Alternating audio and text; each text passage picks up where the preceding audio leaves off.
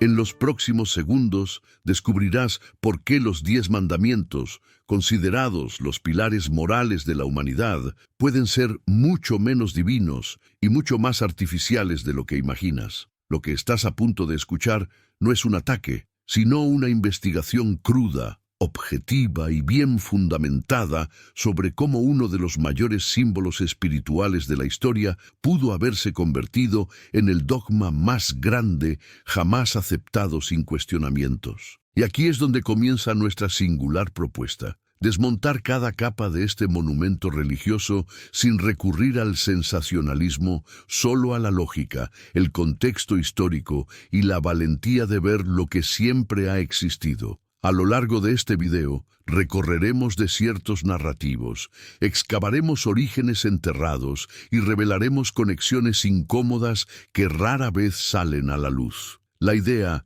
no es demoler creencias, sino comprender cómo se construyeron. Tras los 10 mandamientos se esconde una historia mucho más grande, mucho más antigua y mucho más humana. Una narrativa que no depende de la fe, sino de huellas culturales, políticas y sociales que permanecen visibles hasta el día de hoy, para quienes saben dónde buscar. Imagina por un momento que lo que has escuchado toda tu vida como ley sagrada pudo haber sido moldeado por influencias que cruzaron continentes, reinos y tradiciones antiguas. Que lo que se presenta como absoluto pudo haber sido en realidad el resultado de disputas, acuerdos y adaptaciones necesarias para que un pueblo sobreviviera y mantuviera el orden en medio del caos. Eso no es lo que nos dicen habitualmente, y es precisamente por eso que aquí empieza a despertar la curiosidad. Pero si los mandamientos no nacieron plenamente formados, ¿cómo se convirtieron en un fundamento tan poderoso, repetido durante siglos, venerado por millones y protegido como intocable? La respuesta no es sencilla, y precisamente por eso merece su atención. Cada detalle, cada frase cuidadosamente grabada en piedra, esconde un proceso mucho más profundo del que sugiere la narrativa tradicional. Lo que estamos a punto de revelar abre puertas que rara vez se abren, y algunas de ellas podrían cambiar por completo la forma en que interpretamos la moralidad que impregna nuestras sociedades modernas. Prepárense para ver patrones, influencias y ecos de culturas antiguas que siguen vivos, incluso disfrazados de mandamientos eternos. Antes de ser consideradas leyes directamente divinas, las reglas que conformarían los 10 mandamientos ya existían en versiones muy similares en civilizaciones anteriores. La gran pregunta es, ¿por qué esta parte de la historia casi nunca se aborda? Quizás porque admitir que códigos legales antiguos influyeron en uno de los pilares del monoteísmo socavaría la imagen de originalidad absoluta, y sin embargo, al examinar los registros arqueológicos y narrativos, los paralelismos son difíciles de ignorar. Civilizaciones como las de Mesopotamia ya poseían extensas listas de leyes que dictaban conductas, castigos y responsabilidades sociales. Muchas de estas reflejan directamente los mandamientos, no como coincidencias, sino como una estructura. La noción de prohibir el asesinato, el robo, la mentira o el adulterio no surge repentinamente, surge como una continuación de tradiciones legales arraigadas. Por lo tanto, lo que llamamos revelación pudo haber sido en realidad una consolidación. Pero hay algo aún más intrigante: la forma en que estos mandamientos adquirieron la condición de autoridad suprema. El momento en que las normas humanas se impregnan de carácter divino es un proceso estratégico, una forma de garantizar una obediencia incuestionable. Si la ley es humana, puede ser cuestionada. Si es divina, no hay lugar para el debate. Y es precisamente en esta transición del código civil al dogma sagrado donde encontramos el punto ciego de la narrativa tradicional. Y justo cuando creemos comprender esta dinámica, surge un detalle que lo transforma todo. ¿Por qué se eligieron estos mandamientos específicos entre tantas posibilidades? ¿Qué determinó que ciertas reglas se inmortalizaran mientras que otras se descartaran, ignoraran o reescribieran con el tiempo? Esta selección no fue aleatoria, responde a claros intereses sociales, políticos y simbólicos desde una perspectiva histórica. Para continuar con nuestra investigación,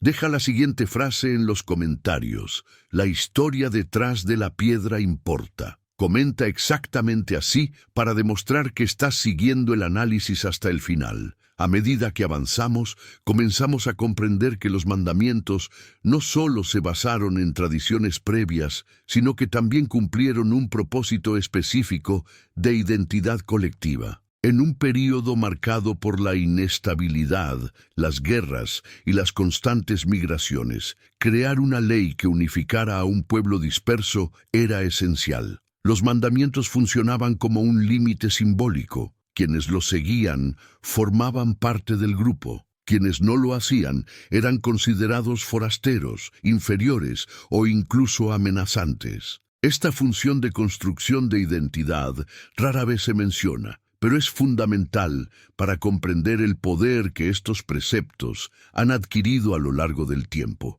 Resulta curioso observar cómo diferentes pueblos antiguos utilizaban sus códigos legales como instrumentos de poder cultural, fortaleciendo el liderazgo y legitimando las estructuras sociales. En este escenario, es natural que un conjunto de normas se elevara al nivel de revelación sobrenatural para consolidar la autoridad.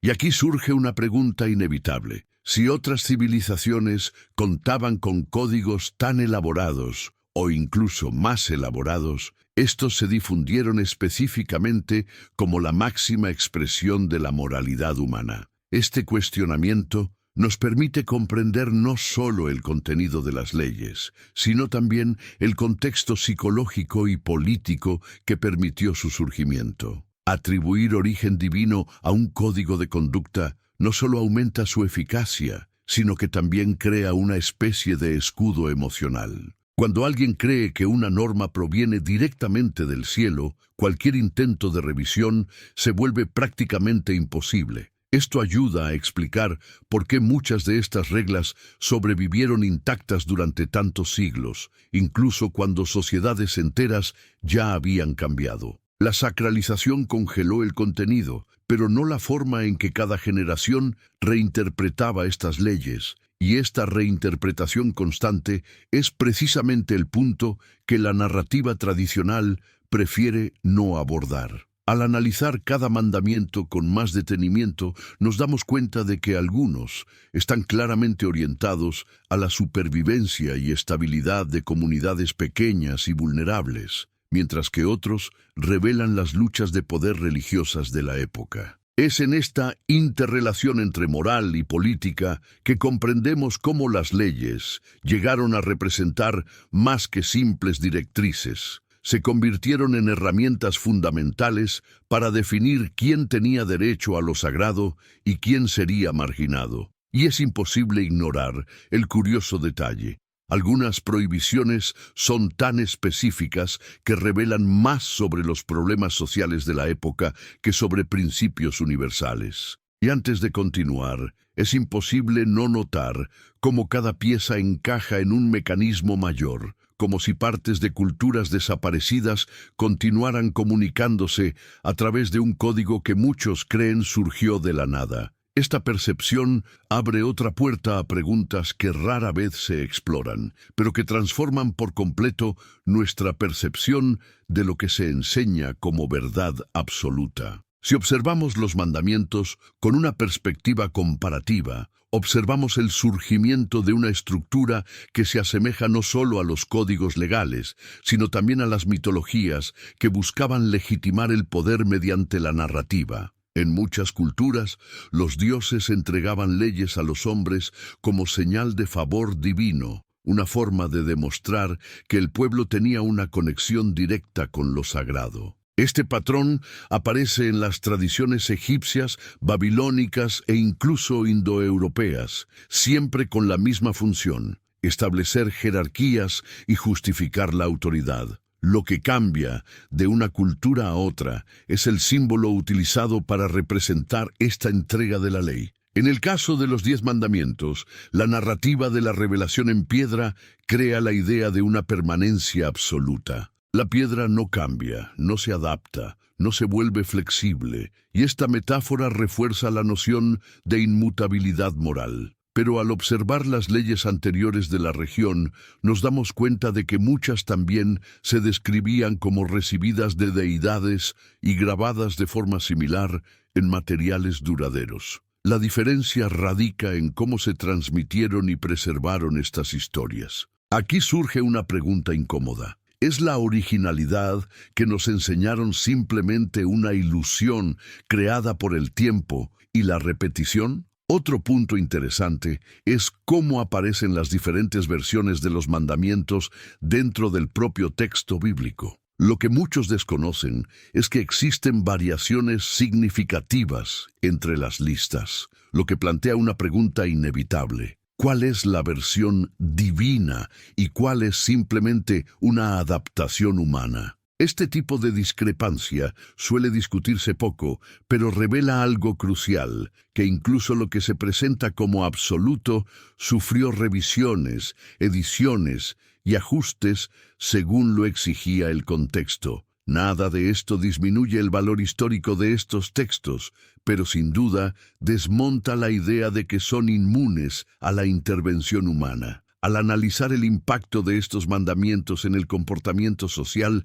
nos damos cuenta de que funcionaron como un eje estabilizador en tiempos de transición. Sin embargo, al mismo tiempo, también sirvieron para centralizar el poder religioso y limitar las voces disidentes. La sacralización de las leyes crea una frontera invisible entre quienes tienen derecho a interpretarlas y quienes solo pueden obedecerlas. Este mecanismo aparece en diversas religiones, pero cobra especial fuerza en el caso de los mandamientos, ya que conllevan la carga emocional de la revelación directa. Para concluir esta sección, les dejamos con otra reflexión que abre el camino para el siguiente paso en nuestra investigación. Si los 10 mandamientos surgieron verdaderamente de un momento único, absoluto y divino, ¿por qué encontramos ecos, paralelismos y estructuras similares en culturas que nunca se cruzaron directamente?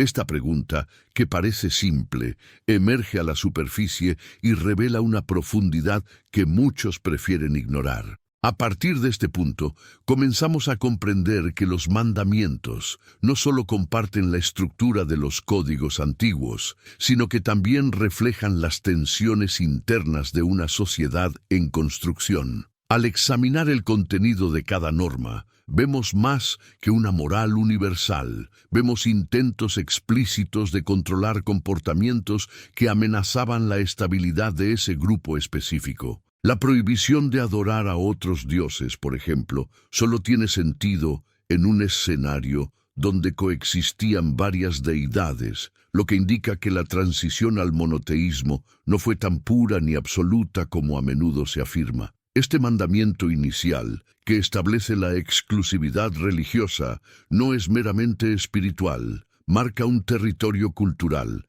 es una forma de decir, seguimos a este Dios y solo a este Dios. Esto era vital en un entorno donde diferentes pueblos se disputaban tierras, rituales e identidad. El mandamiento no solo exige lealtad, construye un muro simbólico entre nosotros y ellos. Y este muro era necesario para consolidar una narrativa colectiva, una narrativa que tendría que sobrevivir no solo en el desierto, sino a lo largo de los siglos. La idea de prohibir imágenes también refleja esta disputa. Mientras que las culturas vecinas usaban representaciones visuales para la veneración, quienes adoptaron los mandamientos necesitaban un factor diferenciador, una marca que los distinguiera. Así, la ausencia de imágenes se convirtió en una seña de identidad cultural. Pero lo curioso es que este tipo de prohibición también apareció en otras tradiciones religiosas menores, lo que sugiere que este concepto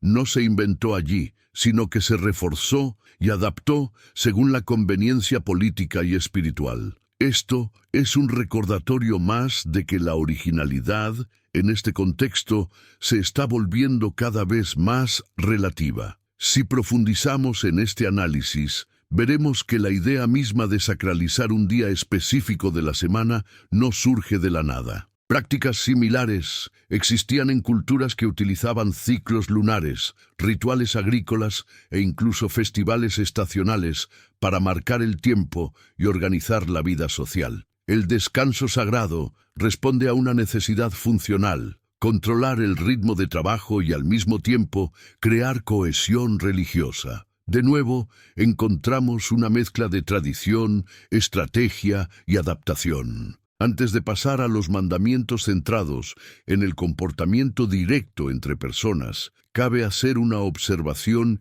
ineludible. Muchas de estas reglas parecen haber sido formuladas no solo para proteger la fe, sino también para proteger la estructura de poder que dependía de ella. Y este detalle abre otra puerta que casi nadie se atreve a cruzar. Al profundizar en la parte de los mandamientos que aborda las relaciones humanas, honrar a los padres, no matar, no robar, no cometer adulterio, vemos que estos principios ya estaban profundamente arraigados en códigos legales mucho más antiguos. No hay sociedad, por antigua que sea, que no haya desarrollado normas para prevenir la violencia, la traición y el abuso de confianza. Lo que diferencia a los mandamientos no es el contenido en sí, sino el barniz religioso que les confiere un aura de perfección e inmutabilidad. Esta aura es poderosa porque transforma las normas sociales comunes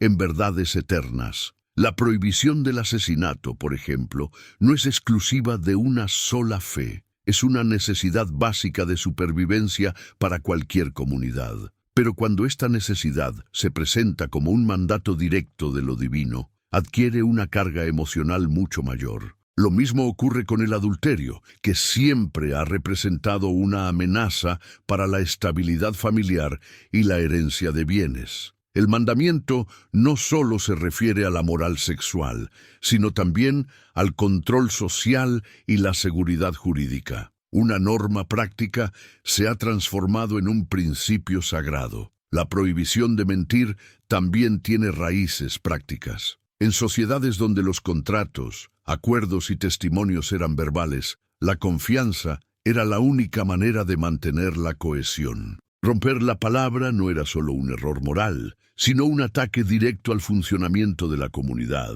Y, una vez más, una práctica común en diversas civilizaciones se convierte, dentro de este código, en un orden inmutable. El patrón se repite. Aquello que siempre ha sido humano, demasiado humano, recibe un sello divino para reforzar su autoridad. Pero quizás el mandamiento más revelador sea el último, el que trata sobre el deseo. Prohibir acciones ya era normal, pero intentar prohibir pensamientos demuestra un nivel adicional de control. Aquí vemos el paso que transforma un código de convivencia en una herramienta de dominación psicológica. Ninguna ley civil anterior intentó controlar lo que ocurre en la mente de las personas, solo sus acciones. Pero, al introducir la noción de que incluso el deseo es condenable, este conjunto de leyes establece una vigilancia interna, invisible y continua. Y es aquí donde plantamos una nueva semilla para la reflexión, para preparar el camino para la siguiente sección. ¿Por qué un sistema religioso necesitaría controlar no solo los comportamientos, sino también las intenciones? ¿Qué está realmente en juego cuando la moralidad deja de ser externa y comienza a residir en la mente del individuo, incluso cuando nadie puede verla? Esta pregunta abre puertas que pocos se atreven a abrir, pero las recorreremos. Al observar este control sobre el deseo, nos damos cuenta de que los mandamientos van más allá de un simple conjunto de reglas. Moldean la conciencia, Al transformar los pensamientos internos en materia moral, el sistema crea un mecanismo de vigilancia que no depende de guardias, sacerdotes ni testigos. El propio individuo se convierte en su propio vigilante. Esto es sumamente eficiente, especialmente para un grupo que necesitaba asegurar la cohesión y la disciplina en medio de un mundo hostil. La ley externa se convierte en ley interna, y este proceso es una de las razones por las que los mandamientos han adquirido un poder tan profundo a lo largo de los siglos. Este tipo de control sobre la vida interior humana es relativamente poco común en la legislación antigua, pero común en los sistemas religiosos que buscan crear identidades duraderas. Al establecer que el error comienza en el pensamiento, no en la acción, la doctrina elimina cualquier distancia entre la intención y la culpa. Esto impide que las personas cuestionen sus propios impulsos sin sentir que, de alguna manera, están fallando. Con el tiempo, este sentimiento se convierte en hábito, el hábito en creencia y la creencia en dogma, un dogma difícil de romper porque reside en la mente misma. Otro punto fascinante es observar cómo el conjunto de mandamientos combina normas de convivencia con reglas de culto. En el mismo bloque de leyes encontramos directrices sobre el culto, la familia, la propiedad e incluso los deseos íntimos. Esta combinación no es casual.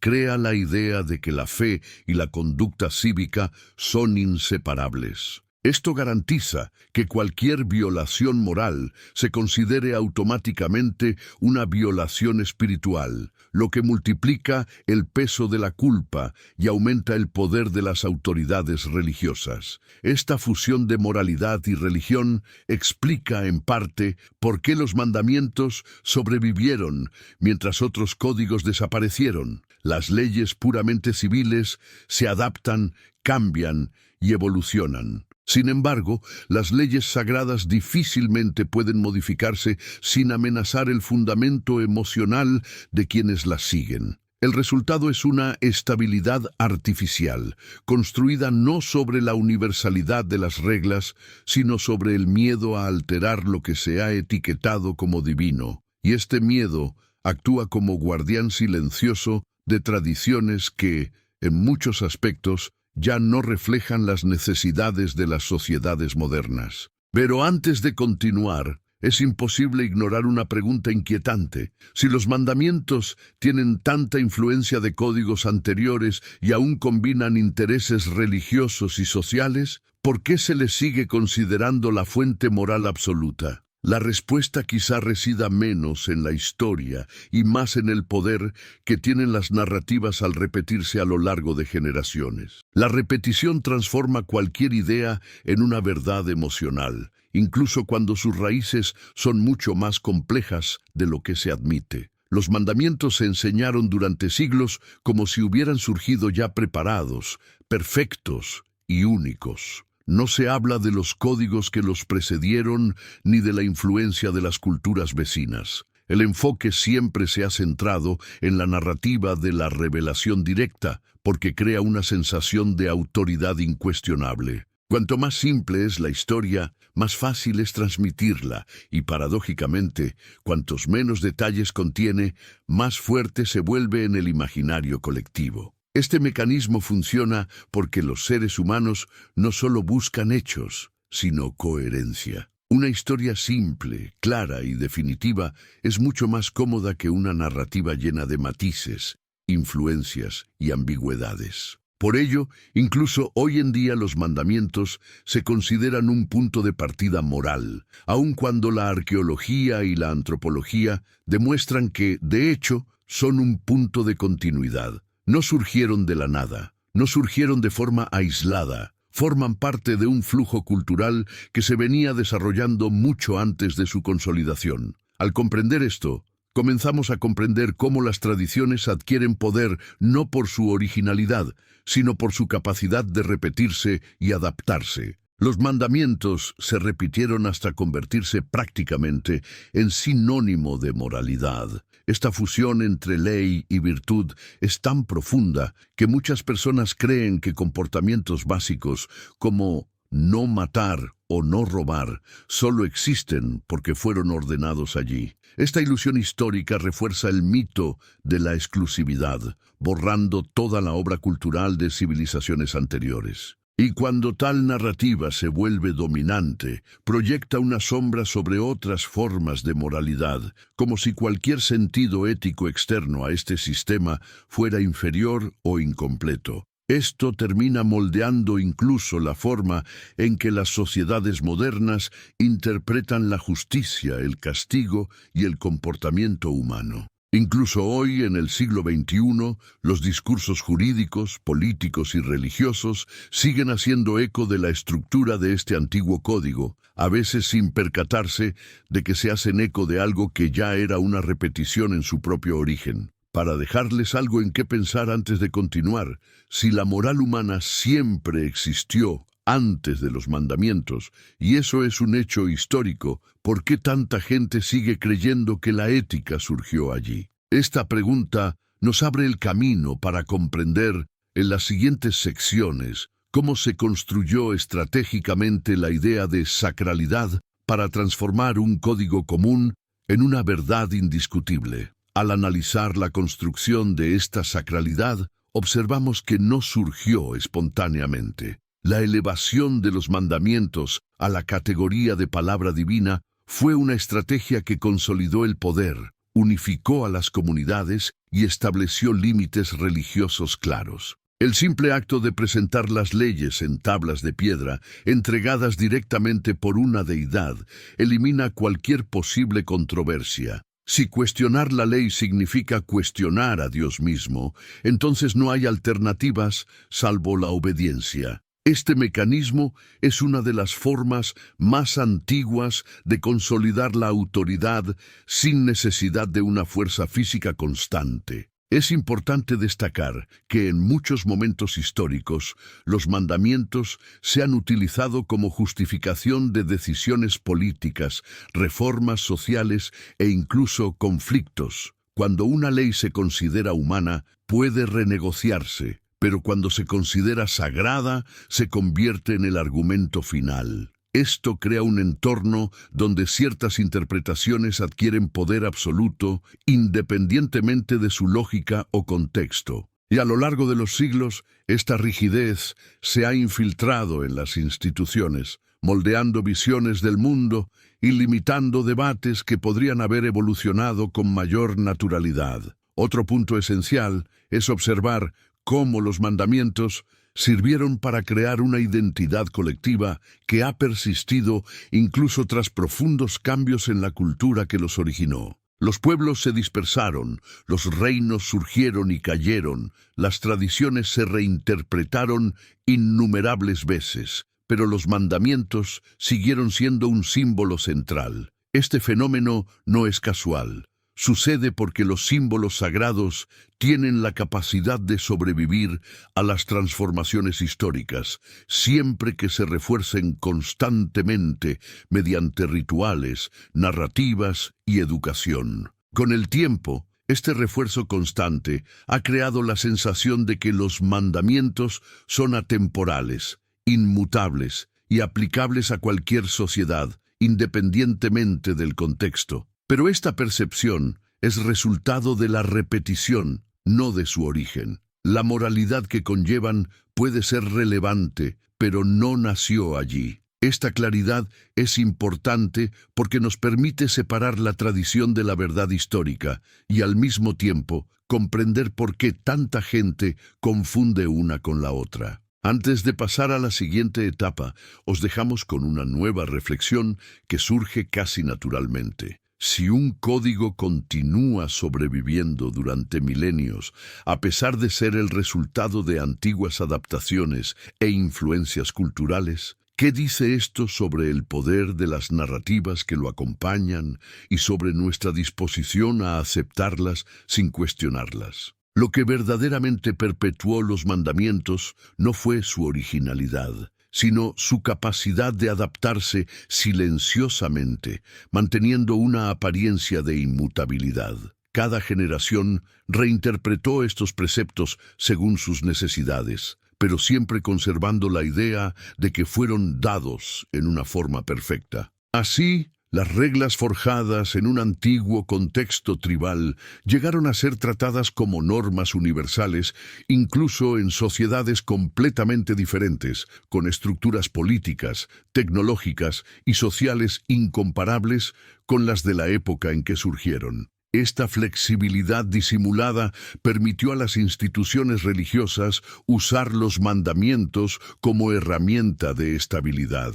En tiempos de crisis se presentaron como anclas, en tiempos de conflicto como justificación, en tiempos de expansión como un elemento unificador. Esta maleabilidad es, paradójicamente, la verdadera fuerza que los sustenta. Cambian sin que parezca que cambian. Y como la narrativa principal permanece intacta, nadie percibe las sutiles adaptaciones realizadas a lo largo de siglos de interpretaciones y reinterpretaciones. Es curioso observar que a medida que el mundo se modernizó, los mandamientos adquirieron nuevas capas de significado cultural, a menudo desconectadas de su contexto original. Se convirtieron en símbolos de orden, moralidad o ética, incluso cuando muchas de las situaciones que motivaron su creación ya no forman parte de la realidad moderna. Esto crea una especie de paradoja.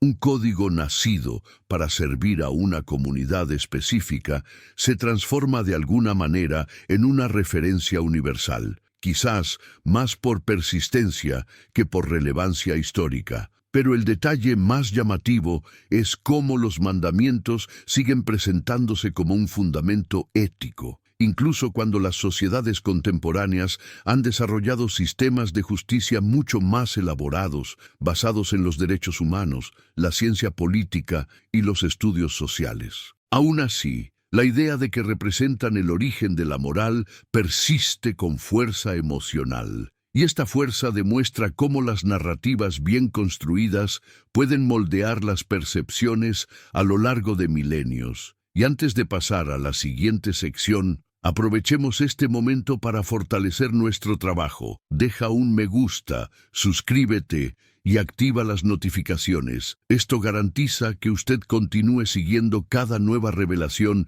en este viaje. Al profundizar en la comprensión de por qué los mandamientos siguen siendo tan influyentes, nos damos cuenta de que su fuerza no reside solo en su contenido, sino en cómo las sociedades los han incorporado emocionalmente. Se han convertido en algo más que reglas, se han convertido en símbolos, y los símbolos tienen la capacidad de trascender siglos sin perder su utilidad, incluso cuando pierden contexto. Este fenómeno transforma el texto en algo más que su significado literal. Lo transforma en identidad, tradición y patrimonio cultural. Y cuando algo alcanza este nivel, cuestionarlo se percibe casi como un ataque a la propia comunidad. Lo interesante es observar cómo este proceso ocurrió incluso en lugares y épocas completamente distantes del origen de los mandamientos. Con la expansión de las religiones, estos preceptos se adaptaron en escuelas, gobiernos, discursos y comportamientos. Se convirtieron en una especie de mínimo moral, aceptado por la mayoría, aunque esta aceptación no se debía al origen real de las ideas, sino a la incansable repetición de que eran las leyes fundamentales de la humanidad. Sin embargo, la historia demuestra que lo que llamamos fundamental fue, de hecho, heredado, remodelado y renombrado. Además, la idea de que los mandamientos representan una moral superior crea un terreno fértil para debates distorsionados. A menudo se utilizan como referencia absoluta para defender posturas que no tienen nada que ver con su contexto original. Esto genera confusiones históricas y filosóficas que pasan desapercibidas para la mayoría de las personas, precisamente porque se les ha enseñado a ver estos preceptos como algo inmutable. pero al analizarlos objetivamente, queda claro que lo que los mantiene relevantes no es su contenido, sino el peso simbólico que acumulan en el imaginario colectivo. Si el símbolo es más fuerte que el contenido, entonces lo que realmente importa ya no es el origen, sino la narrativa. Cada generación reconstruye este símbolo según sus necesidades, a veces reforzando puntos originalmente secundarios e ignorando otros que ya no tienen sentido. Por eso los mandamientos logran sobrevivir a los cambios drásticos de la sociedad.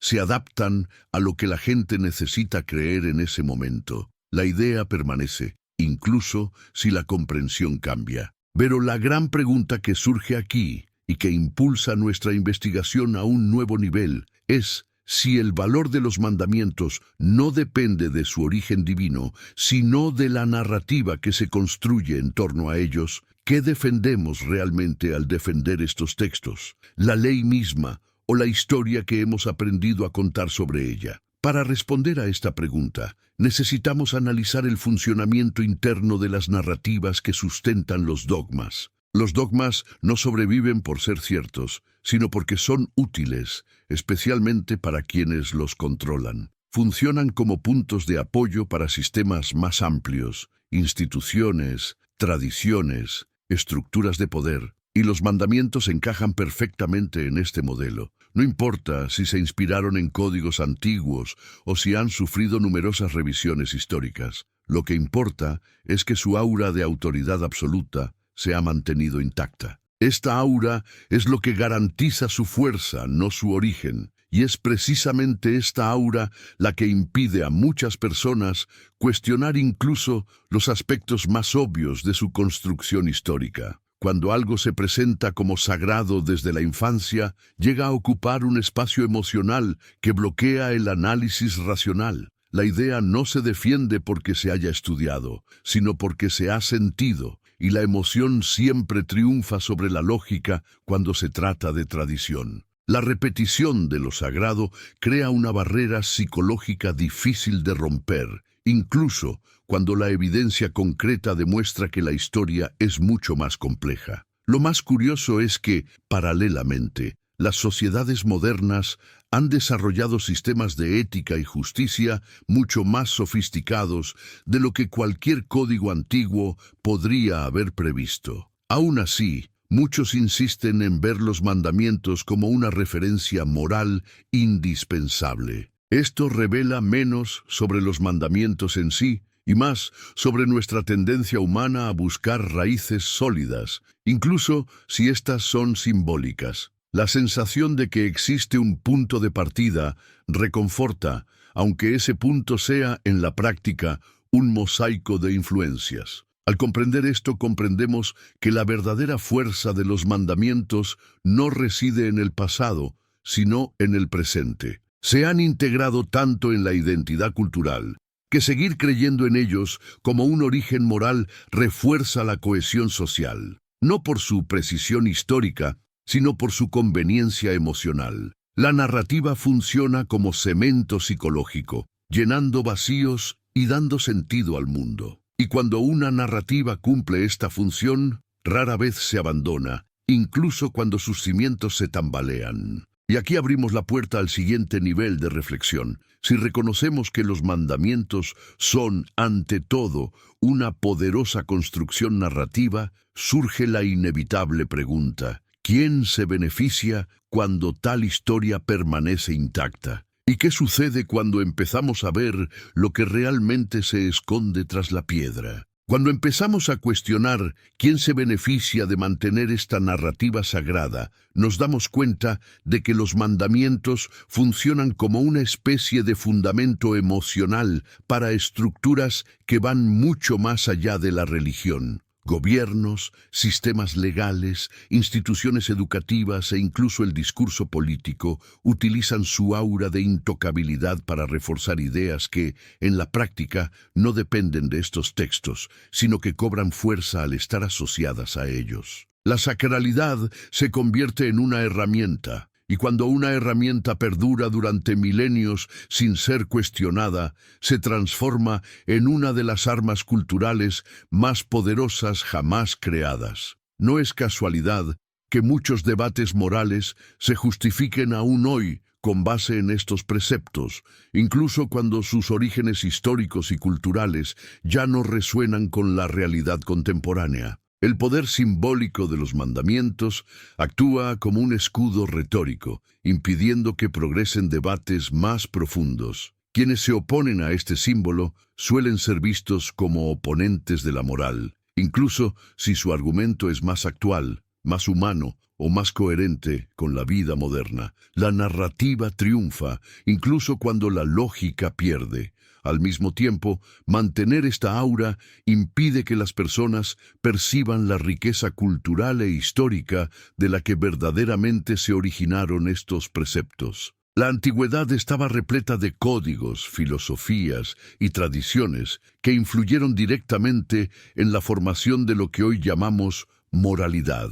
Cuando los mandamientos se consideran únicos, se invisibiliza un vasto camino de la evolución humana. Y esto no es solo una pérdida intelectual, sino también una pérdida de referencia. Perdemos la oportunidad de comprender el desarrollo natural de la ética a lo largo de la historia. Si observamos con atención, nos daremos cuenta de que, al presentar los mandamientos como verdad absoluta, creamos la impresión de que la moral nació en un instante, como un evento aislado en el desierto. Esto impide que muchas personas comprendan que la ética es algo vivo, que evoluciona a medida que las sociedades cambian, aprenden y maduran. Pero cuando un código se presenta como perfecto desde su origen, cualquier intento de reinterpretarlo se percibe como una amenaza. Y este bloqueo es una de las principales razones por las que tantos debates contemporáneos parecen anclados en el pasado. Y es precisamente aquí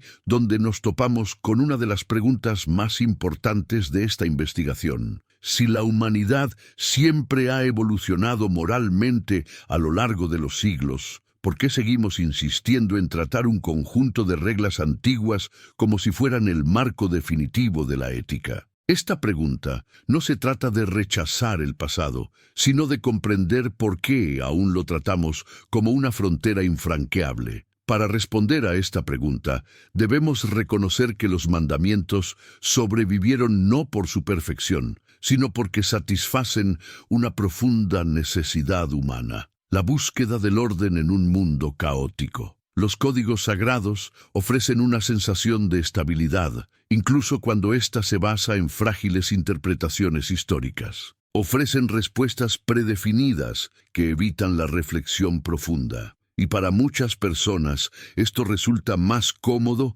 que enfrentarse a la complejidad de la realidad. El apego no reside en el texto, sino en el alivio emocional que proporciona. Al mismo tiempo, estos preceptos conllevan un simbolismo que parece universal, aunque no lo sea. La idea de reglas inamovibles, provenientes directamente de una autoridad superior, crea la poderosa ilusión de que existe un orden moral anterior a la humanidad. Un orden que simplemente fue revelado, no creado. Pero al contrastar esta narrativa con la arqueología, la antropología y la historia comparada, nos damos cuenta de que la moral no cayó del cielo. Brotó de la tierra, de las necesidades humanas, de las crisis y de las soluciones encontradas a lo largo de los siglos. Los mandamientos son solo un paso más en este proceso, no su origen. Y es precisamente esta constatación la que devuelve a los mandamientos algo que muchos nunca percibieron, su naturaleza profundamente humana. En lugar de disminuir su valor, esto nos permite comprenderlos como parte de una larga secuencia de intentos humanos por organizar el mundo y dar sentido a la vida. Ver estos preceptos como construcciones culturales no los hace menos importantes, solo los sitúa en su contexto histórico adecuado, y paradójicamente es este reposicionamiento el que nos permite analizarlos con madurez, sin temor a cuestionarlos. También es importante destacar que, al comprender su verdadero origen, abrimos el camino a una moralidad más consciente y flexible, más acorde con las complejidades del presente. Liberar los mandamientos de su rigidez divina nos permite reinterpretarlos o incluso crear nuevas formas de ética, basadas no en el miedo a lo sagrado, sino en una profunda comprensión de nuestras necesidades individuales y colectivas. Ahí es donde se produce la verdadera evolución moral, no en la obediencia ciega, sino en la reflexión activa. Y así concluimos este viaje con la perspectiva que une todo lo que hemos visto. Los 10 mandamientos no son simplemente un dogma histórico, son un recordatorio de cómo se construyen, fortalecen y perpetúan las ideas. Cuando comprendemos su recorrido, ganamos la libertad de construir el nuestro con conciencia, con la historia y sobre todo con la valentía de cuestionar lo que siempre nos han dicho que es intocable.